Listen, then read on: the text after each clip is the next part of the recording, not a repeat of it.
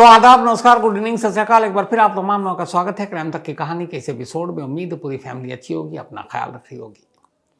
कई बार जिंदगी में ऐसा आता है, मौके कई आते हैं जब जिंदगी और मौत कुछ लम्हों का, सेकंड का, मिनट का सिर्फ फर्क आता है। अगर किस्मत साथ दे तो शायद जान बच जाए, और न दे तो फिर मौत। आज की कहानी बेंगलुरु की एक लड़की की कहानी है।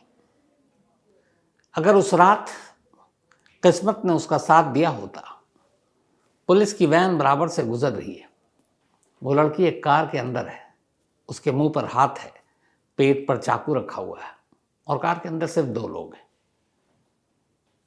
लेकिन वो न चीख पाई, न इशारा दे पाई, और पुलिस ने भी उस कार को देखा कि सड़क के किनारे पार्क है। पुलिस को लगा कि ये बेंगलुरु शहर है, बहुत सारे लोग कार पार्क करते हैं। हालांकि पुलिस को सोचना चाहिए था, वो ऑड टाइम था, रात के करीब 2 बज रहे थे। लेकिन पुलिस की वो पीसीआर वैन वहाँ से गुजर गई और उसके गुजरते ही एक कत्ल हो गया।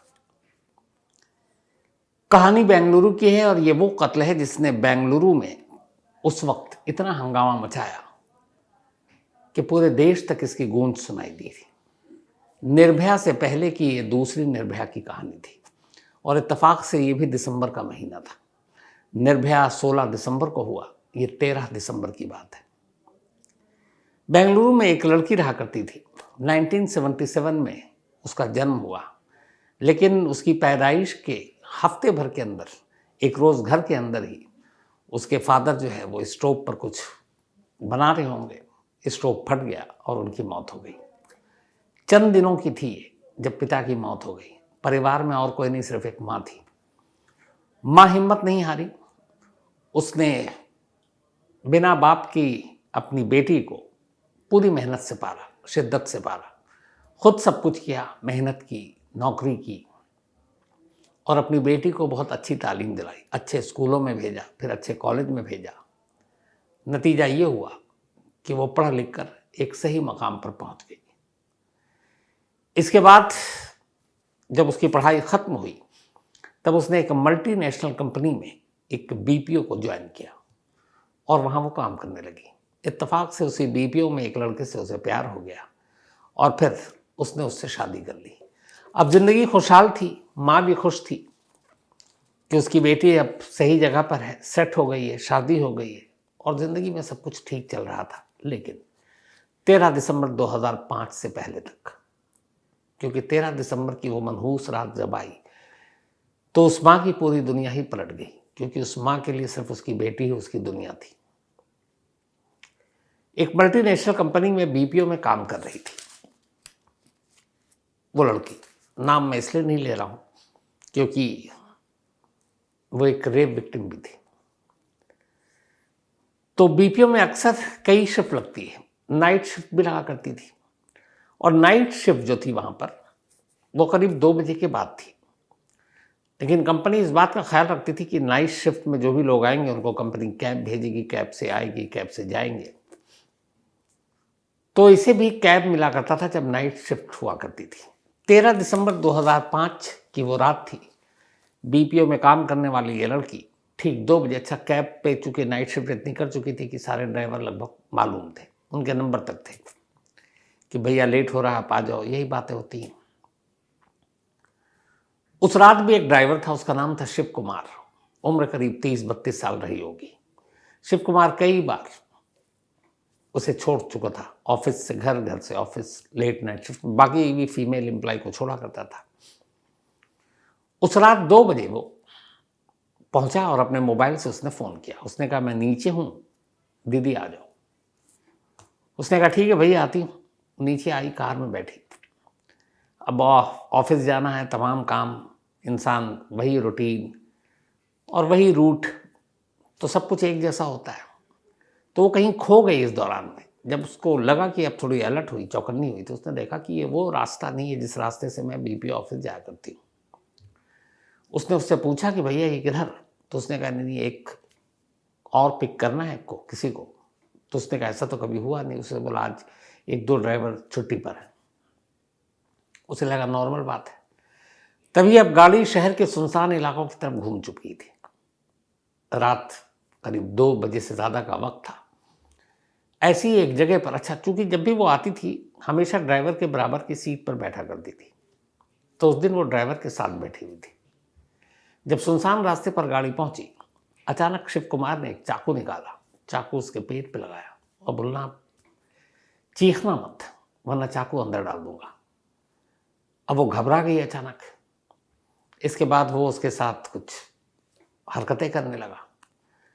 उसने बड़े गिड़गिड़ाए, लेकिन चाकू साथ में, डर भी लग रहा है। इसी दौरान एक जगह उसने गाड़ी रोक दी। गाड़ी रोकने के बाद वो उसके साथ कुछ करता, इसी दौरान में देखा कि सामने से पुलिस की गाड़ी आ रही है। पुलिस की जब गाड़ी आ रही थी तब उस लड़की को भी हिम्मत आई, लगा कि पुलिस आ गई, अब मैं शायद बच जाऊंगी। सारे शीशे ऊपर चढ़े हुए थे और सेंटर लॉक था, लेकिन उसने कहा था कि वो सोचा था कि मैं चीखूंगी, लेकिन तब तक शिव कुमार को भी लग गया। उसने अचानक अपने हाथ से, एक हाथ से उसका मुंह दबा दिया और दूसरा हाथ उसने चाकू पकड़ा हुआ था उसके पेट से लगाकर बोला कि अगर तुमने कोशिश की पुलिस का ध्यान अपनी तरफ खींचने के लिए, मैं तो पकड़ा जाऊंगा, लेकिन उससे पहले तुमको मार दूंगा। वो डर गई, वो चीखी भी नहीं। उधर पुलिस आई, गाड़ी की अपनी रफ्तार स्लो की, देखा है गाड़ी पार्क है, पता नहीं क्या सूझा, पुलिस वाले गाड़ी लेकर आगे चले गए। वो आगे चले गए, अब दूर दूर तक कोई नहीं था। इसके बाद शिव कुमार ने चाकू के नोक पर उस लड़की का रेप किया। रेप करने के बाद उसका गला काट डाला। फिर वहीं थोड़ी दूर पर एक नाला था, गंदा नाला, और वहां ले जाकर उसने लाश को फेंक दिया।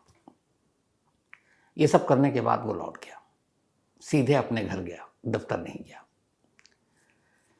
अब इधर कहानी यह है कि 2 बजे वो अपने घर से निकली, 2:30 बजे तक दफ्तर पहुंच जाना था, 3-4 बज गए।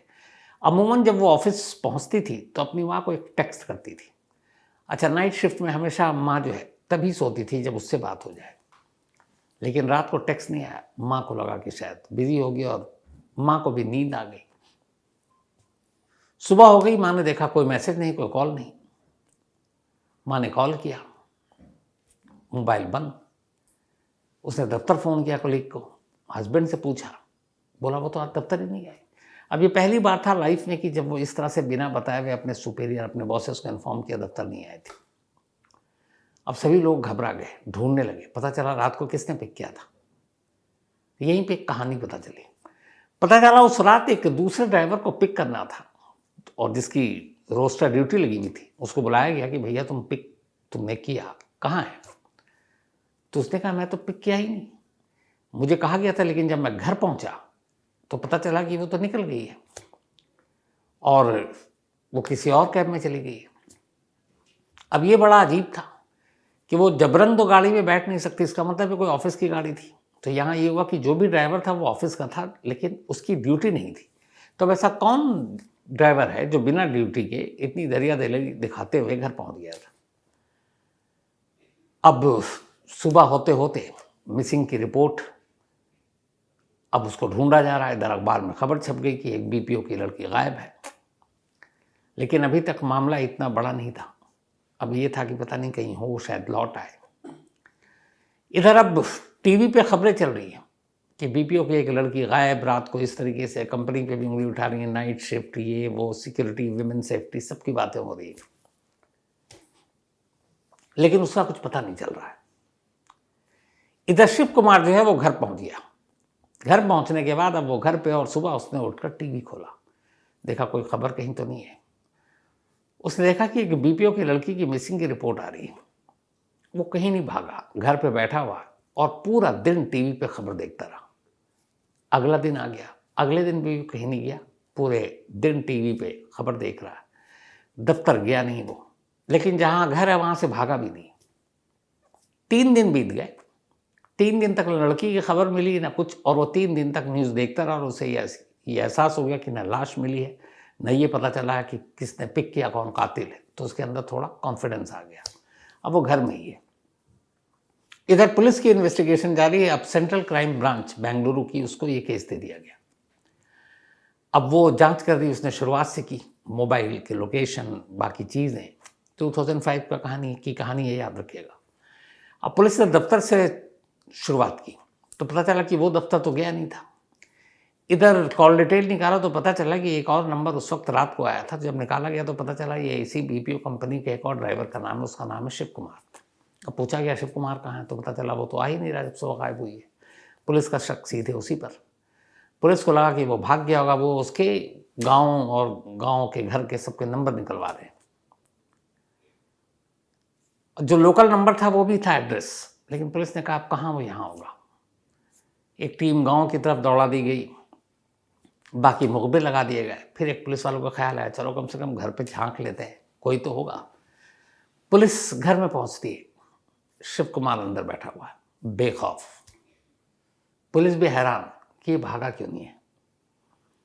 पुलिस आई तो एकदम अनजान क्या हुआ, तो उसने कहा ऐसे ऐसे तुम्हें चलो, तुम उसको लेकर गए। बोला नहीं, मैंने तो पिक ही नहीं किया। पुलिस ने कहा वो गायब है, इसमें तुम्हारा हाथ है। उसने बोला मेरा कोई हाथ, मैं जानता ही नहीं हूँ। फिर वही कि अगर साहब मैं जानता तो मैं भाग जाता, अगर मैं गुनहगार होता। मैं तो अपने घर पे हूँ, तेरा ऑफिस क्यों नहीं गया? उसने कहा मेरी तबीयत ठीक नहीं थी। अब पुलिस उसको उठाकर सेंट्रल क्राइम ब्रांच के दफ्तर ले आई, क्योंकि और कोई शक के घेरे में था नहीं सवाए उसके। अब पुलिस उससे पूछताछ करी और वो लगातार घंटों पुलिस से एक ही चीज़ कह रहा है कि मुझे इस बारे में कुछ जानकारी नहीं। अब पुलिस को खुद पे शक होने लगा कि यार गलत आदमी को उठा लिया, इसलिए कि एक तो ये भागा नहीं जबकि इसको भाग जाना चाहिए था, दूसरा ये लगातार कह रहा, उसको मारा पीटा भी तब भी कह रहा साहब मेरे को तो कोई जानकारी नहीं है। अब पुलिस को लगा कुछ गड़बड़ है, लेकिन फिर लगा पुलिस को कि नहीं, कई चीज़ें मेल खा रही हैं कि यही हो सकता है। बाकी सारे स्टाफ को बाहर कर दिया गया। अब 3-4 सब इंस्पेक्टर रैंक के जो सीनियर अफसर से बाहर हो गए, उनको इशारा दिया गया कि अब तुम अकेले में बात करो। अब वो लोग पहुंचते हैं कमरे में, सारे हट्टे कट्टे। उसका आखिरी राउंड की बातचीत होती है। कहते हैं सुन, अगर तूने सच बता दिया तो तुझे मौत की सज़ा से तो हम बचा लेंगे, या सज़ा कम हो जाएगी। मौत की सज़ा नहीं, मतलब सज़ा से बचा लेंगे, तेरी हम हेल्प करेंगे। लेकिन अगर तूने झूठ बोला और नहीं कबूल किया तो तुझे हम उठाया है, हम लोगों ने किसी को पता नहीं, तुझे हम वैसे ही मार देंगे। उन लोगों के हाव भाव को देखकर अब शिव कुमार पहली बार डरा। उसे लगा कि ये कुछ भी कर सकते हैं। फिर उसने कहा ठीक है मैं सच बताता हूँ। उसने कहा हाँ 13 दिसंबर की रात मैं घर गया था, मैंने ही पिक किया था। बोला फिर कहाँ है अब वो? तब उसने बताया कि अब वो इस दुनिया में नहीं है, मैंने उसे मार डाला। पुलिस ने कहा लाश कहाँ है? उसने कहा चलिए बताता हूँ। फिर वो वही बेंगलुरु के आउटस्कर्ट पे ले गया, सुनसान जगह पर सड़क किनारे एक नाला, वहाँ बुलाया गया बाकी लोगों को, नाले के अंदर जाकर लाश ढूंढो। ज़्यादा मुश्किल नहीं आई, लाश मिल गई, लेकिन 3 दिन हो गए थे।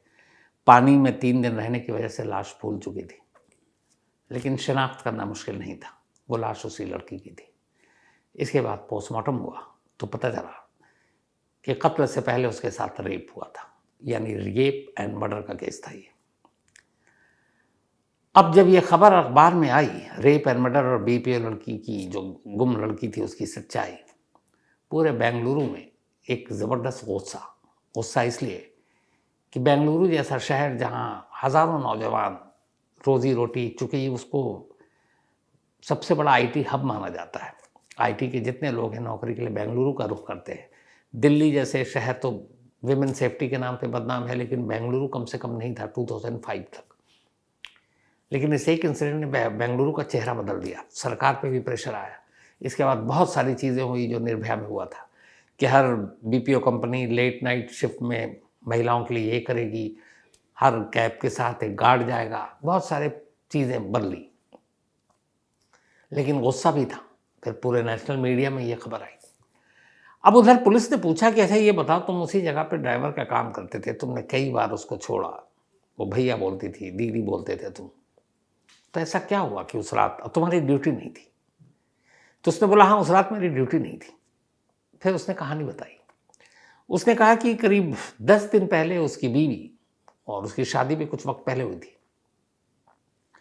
झगड़ा हुआ और वो गुस्से में मायके चली गई।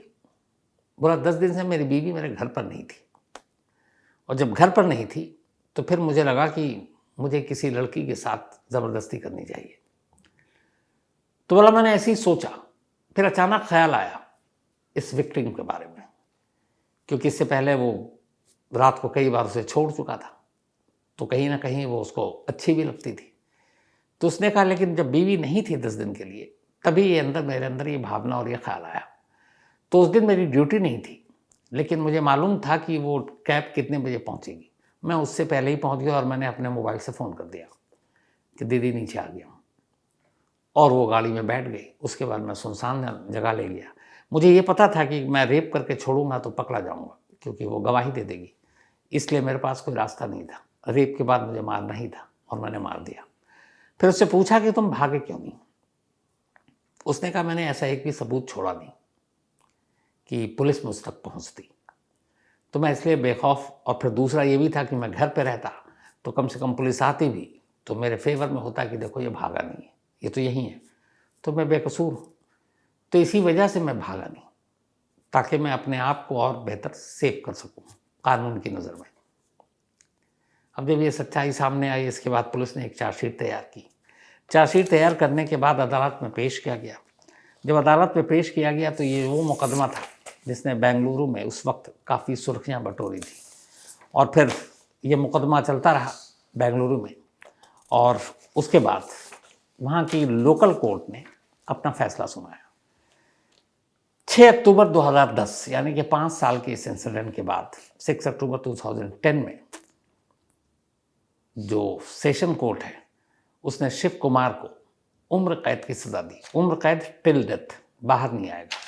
और इस दौरान में ये भी कि इसको कोई पेरोल नहीं मिलेगा, क्योंकि गुस्सा इतना था। शिव कुमार ने सेशन कोर्ट के फैसले को कर्नाटक हाई कोर्ट में चैलेंज किया। अब ये मामला कर्नाटक हाई कोर्ट में पहुंचा। फिर कर्नाटक हाई कोर्ट ने अपना फैसला सुनाया। कर्नाटक हाई कोर्ट ने सेशन कोर्ट के इस फैसले को बरकरार रखा और कहा कि ऐसे क्रिमिनल के लिए, ऐसे रेपिस्ट के लिए, ऐसे कातिल के लिए कोई रहम नहीं होनी चाहिए। तो सेशन कोर्ट के लाइफ इम्प्रिजमेंट टिल डेथ के उस फैसले को बरकरार रखा, कोई भी रियायत देने से मना कर दिया। अब इसके बाद शिव कुमार पहुंचा सुप्रीम कोर्ट। सुप्रीम कोर्ट में करीब 5 साल तक ये मामला रहा। 17-18 में गया था। सुप्रीम कोर्ट में सुनवाई होती रही। अभी इसी साल 29 मार्च 2023 को सुप्रीम कोर्ट का फैसला आया। 2005 से वो शिव कुमार जेल में था। 15 और 3 18 साल हो चुके थे।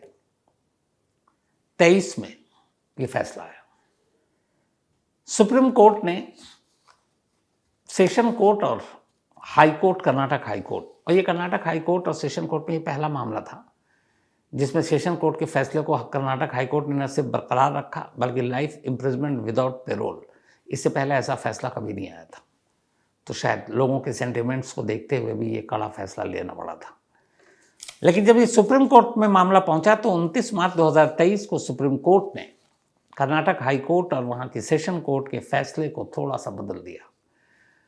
उन्होंने कहा कि शिव कुमार ने जो जुर्म किया वो संगीन तो है, लेकिन ये उसका पहला जुर्म था और कानून की नज़र में हर एक गुनहगार को सुधरने का एक मौका मिलना चाहिए। तो ये जो लाइफ इम्प्रिजमेंट है टिल डेथ, इसको कम करके 30 साल की इसकी सज़ा कर देते हैं। मतलब 30 साल के बाद वो आज़ाद हो जाएगा। और सुप्रीम कोर्ट ने अपने फैसले में ये 30 साल करने की वजह यही बताई कि हर मुजरिम को सुधरने का एक मौका मिलना चाहिए। 2005 से वो बंद है। इस वक्त भी वो बेंगलुरु के एक जेल में है और हम 2023 में हैं, यानी 18 साल हो गए। सुप्रीम कोर्ट ने 30 साल कर दिया है, यानी 18 और 12 साल और बचे। 2023 और 12 2035 में वो रिहा हो जाएगा। 30 साल में 30 साल के करीब और जोड़ दीजिए तो वो जब रिहा होगा तब करीब उसकी उम्र होगी 60 साल। सवाल ये है कि एक ऐसे रेपिस्ट, ऐसे कातिल को 60 साल के बाद आज़ाद किया जाना चाहिए। क्या ये सही है? ये फैसला आप लोगों पर छोड़ता हूँ। तो फिलहाल कहानी में इतना ही, लेकिन कहानी ख़त्म करूँ उससे पहले वही अपना सिलसिला। आज एक तो हमारी टीम में सुनील कुमार मौर्य, इनका बर्थडे है इधर लगातार टीम में बर्थडे ही बर्थडे चल रहा है। तो हैप्पी बर्थडे सुनील, हमेशा अच्छे रहो, खुश रहो। इसके अलावा चैतन्य दसानी, इनका भी जन्मदिन है, तो हैप्पी बर्थडे चैतन्य। और ये भेजा है भाविका दसानी जी ने, उनके बेटे हैं ये, और इस वक्त चैतन्य साउथ अफ्रीका में है, दूर है, तो मिस भी कर रहे हैं, जाहिर सी बात है। पर भाविका जी ने बहुत अच्छी अच्छी बात लिखी चैतन्य के बारे में, किस तरह अपने परिवार को संभालने के लिए वक्त से पहले चैतन्य ने नौकरी की और अब अपने घर की देखभाल कर रहे हैं। तो मैं यही चाहता हूं कि हर औलाद माँ बाप को ऐसा ही मिले। प्रियंका बतुल, इनका भी बर्थडे है, तो हैप्पी बर्थडे प्रियंका। और ये भेजा है रोहित बरकाडे ने। साथ ही श्वेता गौड़, इनका भी आज जन्मदिन है, तो हैप्पी बर्थडे श्वेता। और ये भेजा है विशाल, ईशान, अयान, नेहा, लक्ष्मी और उदयवीर जी ने। साथ ही सिद्रा हुसैन, इनका बर्थडे गुजर गया, पर जो इनके भाई साहब हैं सुहान हुसैन, वो भूल गए। अब जब भूल गए तो सजा तो मिलेगी। तो अब जो सिद्रा है इनकी बहन, वो इनसे नाराज है। तो कोई बात नहीं सिद्रा, हैप्पी बर्थडे। अब लड़ाई बहुत हो गई, अब माफ कर देना, अगले साल बोलना कि बस भूले नहीं। साथ ही गणेश शर्मा, इनका भी 4th को था, तो belated happy birthday Ganesh ji. इसके अलावा फरहत रईस और वसीम अहमद की आज मैरिज एनिवर्सरी है, तो आप दोनों को शादी की सालगिरह की बहुत बहुत मुबारकबाद। साथ ही मीनल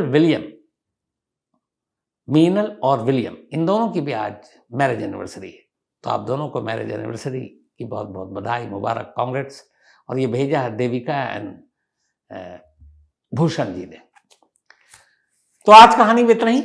अब आपसे मुलाकात होगी कल रात 9 बजे किसी नई कहानी के साथ। तब तक अपना ख्याल रखिएगा, अपनों का ख्याल रखिएगा। Thank you.